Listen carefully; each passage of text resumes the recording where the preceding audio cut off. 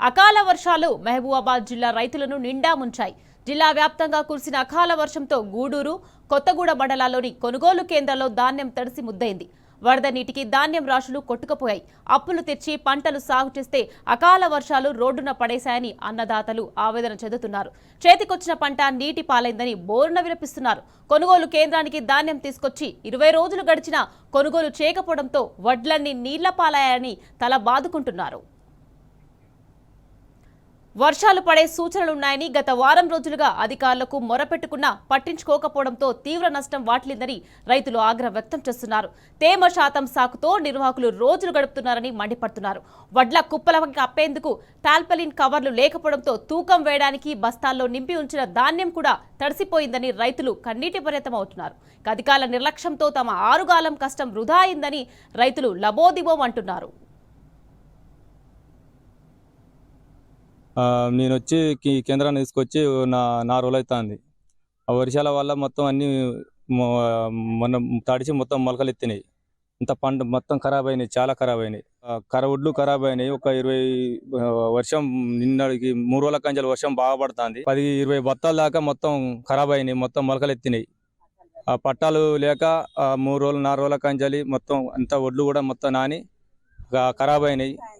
వడ్లు 3-4 రోజులు అవుతుంది పోసి, మొత్తం తడిసి వరదలు వెళ్ళి వడ్లన్నీ కొట్టుకుపోతాయి. పరదాలు సరిపోతలేవు. ఈ వరదల వల్ల మాకు ఊరు కూడా దగ్గర లేక వచ్చుడు పోవుడు ఇబ్బంది అవుతుంది. దగ్గర పోసుడు మళ్ళీ నేర్పుడు ఈ తడిసిన వడ్లన్నీ మొలకలు వచ్చి ఆగమైపోతానే. మాకు గవర్నమెంట్ తరఫున ఏదైనా సహాయం కావాలని కోరుకుంటున్నాం. మేము మాది 6 ఎకరాల మొక్కలు వేసినాం సారు. 6 ఎకరాల మొక్కలు వేసి అంత నానిపోయి అంత బాధలు ఉన్నాం సారు. అంత ఘోరంగా ఉన్నాం సారు. మా పరిస్థితి మంచిగా లేదు సారు. తెల్లదొరక మా ఆయన నేను నిన్నే ఉన్నాం సారు. ఏడ్చుకుంటా ఒత్తుకుంటున్నాం సారు. మా బాధ ఇట్టున్నాం సారు. మరి 2-3 లక్షల దాకా నష్టపోయినాం సారు. మా గురించి ఏమన్నా సాయం చేయాలి సారు. మాకంత బాధలు ఉందని మాట్లాడదామన్నా కానీ మాట్లాడే అంత లేను సారు. మా పరిస్థితి మంచిగా లేదు సారు. ఎవరిని రమ్మన్న కూలీలు కూడా వస్తలేదు సారు. మా పరిస్థితి ఇట్టున్నది. మమ్మీని కొద్దిగా సహకరించండి సారు. మంచిగా లేక మస్తు బాధపడతాను సారు. కూలీలు ఎవరు దొరకక ఏడ్చుకుంటూ తిరుగుతాను సారు. మా గురించి కొద్దిగా ఆలోచించండి సారు. గవర్నమెంట్ మీకు దండం సారు. సార్ మేము మాట్లాడలేకపోతాను సారు.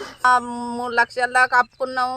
దీంతో అప్పు తెంపుతాం అనుకుంటే మొత్తం తడిచి ముద్దలైనాయి సారు. ఎంత బండలు ఎత్తినా కూడా గాడ్పు దుమారం వర్షం పిడుగులేతోటి పడ్డది.